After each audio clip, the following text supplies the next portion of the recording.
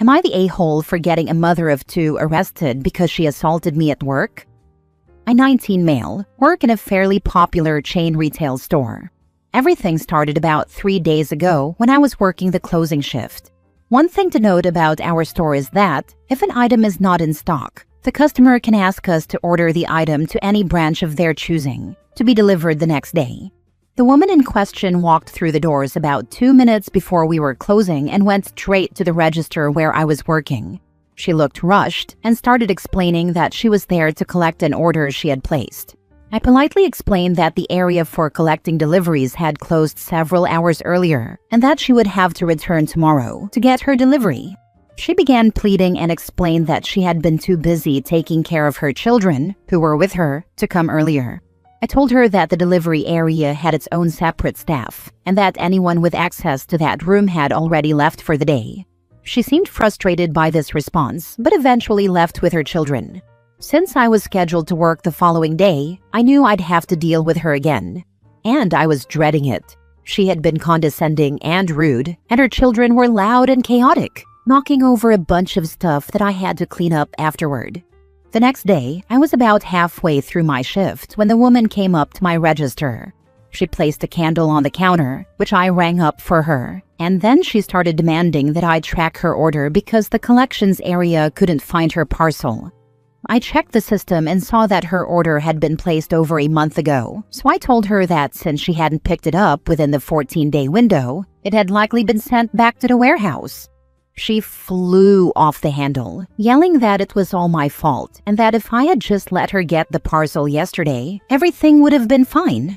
I tried to explain that the parcel would have already been sent back weeks ago, but before I could finish, she picked up the candle and threw it at me.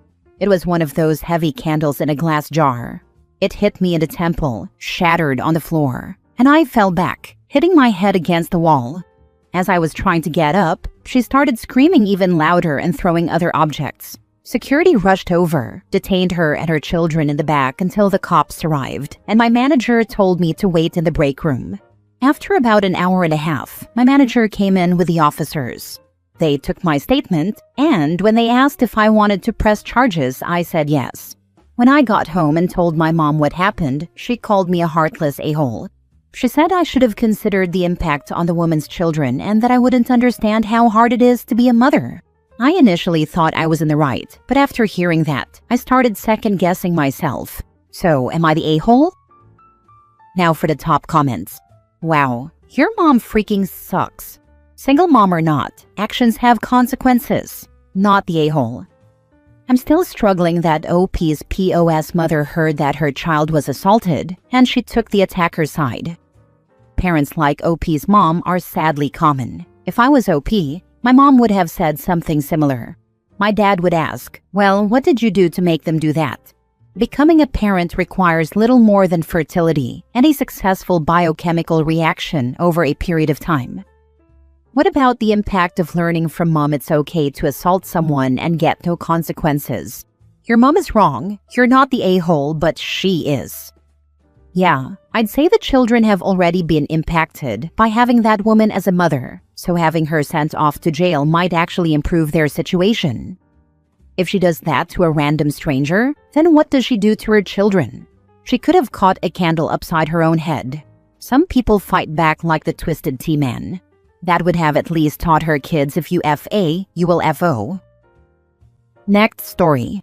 Am I the a-hole for ditching my friend at airport for doing a stupid prank? I went overseas with 3 friends. We all live in the US and decided to take a short vacation to Seoul, South Korea. It was an amazing trip overall, full of great food, shopping, sightseeing, and laughter. We got along pretty well the entire time, though one of the guys in our group has always been a bit of a class clown. He thinks everything is an opportunity for a joke, even in situations where most normal people would probably exercise some common sense. Anyway, when it was time to fly back home, we were all tired but in good spirits. One of my friends had her partner picking her up at the airport, and I was the designated ride home for another friend since we live about an hour away from the airport. The plan was simple: get through customs, grab our bags, and drive home to finally sleep in our own beds. Easy enough, right? Well, not exactly. When we got to immigration, the officer asked the standard question, "Where are you coming from?" Without missing a beat, our resident comedian decided it would be hilarious to respond, "North Korea." Mind you, we had just come from Seoul, South Korea, not even remotely near the DPRK. You could see the officer's entire demeanor change in an instant. Next thing we knew, we were all being pulled aside for secondary questioning. My heart dropped. They separated us and started going through our passports, asking for proof of where we'd been. I showed my itinerary, boarding passes, and even some credit card transactions from Seoul, bubble tea, museum tickets, restaurant receipts, all that. After about an hour, they finally believed me and my other friend and let us go. But the jokester? He wasn't so lucky. They held him for 2 to 3 hours before finally releasing him. By that point, it was late, and I was beyond done. I wasn't about to sit in the arrivals area for hours because of his idiotic stunt. So I went home. He ended up booking a hotel by the airport and renting a car the next morning. Later, he called me, angry that I didn't wait for him. I told him flat out, play stupid games, win stupid prizes. You're lucky you didn't get arrested or lose your passport. So, am I the a-hole? For me, the top 2 situations for not ever pulling a prank would be 1, at the airport, 2, when being held at gunpoint. In that order. You are not the a-hole. My sister once joked that the camping gear in her backpack was a bomb and was detained for hours and strip searched. She's not generally stupid, but does have an unrealistic opinion of her comedy chops. What an utterly imbecilic thing to do. You did exactly the right thing. He already got you pulled into secondary and wasted your time with his immature stupidity. Then he expects you to hang around for another 3 hours? He's lucky his moronic butt wasn't sat in a jail cell all night. My uncle learned this lesson when crossing into Canada with a camping trailer. He made a joke about being from a state where weed is legal. They then spent the day waiting while customs completely emptied out the trailer, took apart every sleeping bag, camping stove, etc. He is a quirky retired guy with a very introverted wife, and by the time they got to my parents' house, my aunt had either done a lot of yelling or said nothing at all. Couldn't tell which, and I don't know which is scarier. Your friend fafoed. Good on you for not wasting your day waiting. Next story. Am I the a-hole for telling my boyfriend if he can't be quiet during the day that he can't use my car for work? So first of all, I'm 100% aware of how controlling the title sounds, but it's not like that, so please read. We are both 26, and we've been together for 6 years. We're not married. About 6 months ago, we decided to move across the country. We know no one here and have no help. His car had various transmission issues that were too expensive to fix, so we sold it and now share one car between the 2 of us. It's a car that I purchased recently, and I pay the note and insurance 100% by myself. He uses it more than I do, considering he needs it for work. He's a laborer, and I have a full-time work-from-home position. We talked about this before we moved and decided that since my field has a lot of work-from-home opportunities, I would do that until we have 2 vehicles again. When we first got together, it was the other way around. I didn't have a car, but we both worked in person. I often ended up lying outside my workplace for hours before it opened so we could both get to work, and I'm not willing to go back to that. Anyway, both of our hours are typical 8 to 5. However, he likes to take days off for various reasons. Whether he's sick, taking a mental health day, etc., and that's fine. Except on those days, he plays video games for hours and is incredibly loud. I mean, yelling things that are not appropriate levels of loud. We have a 2-bedroom apartment. 1 bedroom we sleep in, and the other is our office/gaming room. I worried this would be a problem, but he kept assuring me it wouldn't be. Yet, when he's home during the workday, which happens once or twice a month, he can't keep quiet. He tries but doesn't. And he isn't willing to stay away from games until I'm done with work. I feel bad asking him to be quiet during my work hours. I've suggested moving his desk into the living area where there's more space between our setups, but he's not willing to. I would, but we're low income, and I'm not comfortable with the background it would give me for work. My job is call and video chat oriented, so it's imperative that we find a solution, but nothing I suggest works. This is my first good job, and I don't want to lose it. My boss has confronted me about the noise multiple times. Fortunately, my management is understanding, and instead of firing me, they said if I don't have a quiet place to work, I'm welcome to come into the office. I don't want to lose my job since I wouldn't be able to contribute to our household costs or pay for my car. After speaking with my boss yesterday, I sat down with my boyfriend and explained the situation. He said he shouldn't have to be quiet in his own home and that it's his space too. I agreed, but reminded him that I'm not asking him to be quiet for me, but for my job. He said he'd be more quiet. I reminded him we've been over this multiple times and nothing changes. So I told him if he can't stay away from games Monday to Friday 8 to 5, then I'll return to work in person and he'll have to depend on Ubers and co-workers to get to work. He said that isn't fair or reliable. I think it is. I don't know what other suggestions I can possibly make or what else I can do.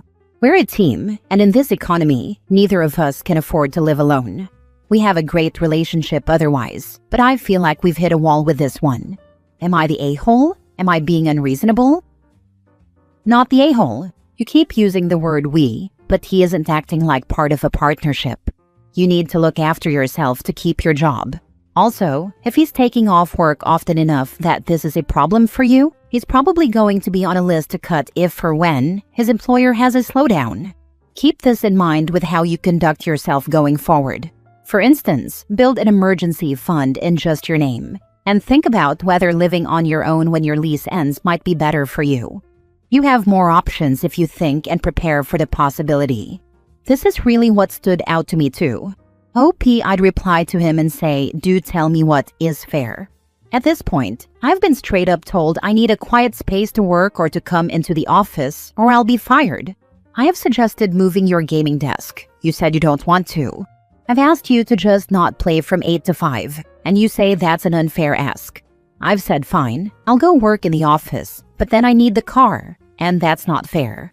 So now it's your turn. What do you think is fair? Not including, I'll just try to be quieter, because that hasn't worked. And then pay attention to his suggestions, which I'm willing to bet are, you go to the office and pay for Ubers. Because everything you've shared shows him to be wildly selfish and thoughtless, so if that's where he goes with his suggestions, you need to take that seriously. Not the a-hole. He's being an idiot. You've repeatedly explained that your work-from-home status depends on having an appropriate home setup, which does not allow for him to be screaming profanity in the background. He's refusing to accommodate you for that, so if that means you end up needing to work in the office, that's on him. Anyone want to bet that this is just one example of many where he doesn't respect OP at all? I wonder how they split the housework, and whether she's picking up stuff he leaves around the house because she's home all day anyway. Last story. Am I the a-hole for not wanting a relationship with my siblings if it means apologizing for living with my dad? I, 20s male, have several younger half-siblings from my mom. None of us have the same dad, and my dad was the only known dad of the bunch. They were all conceived after my parents' divorce, and my parents divorced because my mom cheated a lot from the sounds of things. My dad had 50% custody of me until I was 9. Then my mom's neglect of me and my siblings became more obvious. He always knew and fought for custody. And he won full custody, with my mom needing to meet certain steps to be granted visitation. She never tried to meet those steps. She never tried to get back into my life.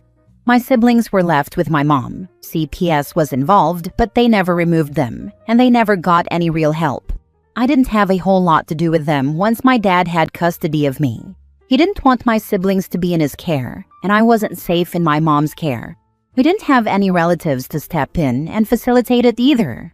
My siblings started giving me the cold shoulder after a few years of me living with my dad. I accepted it, and contact completely ended for over a decade. Then a few months ago, my siblings contacted me through a social media and said they loved and missed me and wanted a relationship. We talked, and at first it was nice. But then they let me know that they felt I was wrong to live with my dad without them. They thought it wasn't fair that I had a dad when they didn't, and that I didn't have to live with the neglect from our mom anymore. They said I should have told my dad to buzz off and banded together with them. I told them it wasn't fair to expect me to throw my dad away because they didn't have or know theirs. They were really pissed that I didn't regret it and didn't feel guilt for living with my dad. I told them I hated knowing they were there, and we talked to CPS to try and get them help. It wasn't enough in their eyes. More of our conversations went that way, and after several weeks, I decided that it wasn't worth the trouble because our relationship was not going to be healthy continuing like that. They wanted me to apologize for living with my dad and spoke several times about how it wasn't too late to say F you to him and stick with them instead. So they were still expecting me to go no contact with my dad, so none of us would have one. I told them we clearly couldn't have a relationship unless I apologized for living with my dad and then went no contact with him, so I'd prefer no relationship with them. They got mad and said I was picking him again and that we're siblings and need each other. I told them they could have a relationship with me without trying to dictate my relationship with my dad or shame me for being protected by him. They won't, and they told me I should be fighting for them since 9-year-old me didn't. Am I the a-hole? Not at all. That's crazy for them to expect that. Exactly. So they think a 9-year-old had a choice in the matter. Do they hear how crazy they sound? I know jealousy is an ugly thing, but I now see how idiotic it is too. OP not the a-hole. They are clearly too damaged to think logically. A 9-year-old doesn't. But I think the assumption was I could have fought back so much that Dad would walk away from me and decide I wasn't worth the effort. The sad thing is, they are so isolated and ignorant of what a normal life should be that they want to drag you back into their world of poverty and mistreatment. Misery loves company is a real thing. Don't let them undo anything your father worked so hard to create for you. How many siblings do you have and how old are they? I have 5 siblings. 3 are in their 20s too. The youngest 2 wouldn't be teens yet. Not the a-hole. They are jealous that you had a better upbringing than them because you had a father who fought for you. While their upbringing was tragic, you shouldn't damage your relationship with your father for your mother's mistakes. Your father has no responsibilities to your half-siblings, which is why they are so resentful of him. And how many of them, if the tables were turned, would give up their father to help you? If having a relationship with them is conditional, it is better not to have one with them. I don't think any of them would have done what they expected me to do. All of us wanted to be out of there. Maybe they would have tried to make their dads take the others in, but maybe not. The reason I didn't throw tantrums and tell my dad to do it is I knew they weren't his kids, and I'd bet if any of their dads had shown up, they'd rather leave than risk him walking away because of an ask like that. It's a big ask to take on so many kids who aren't yours.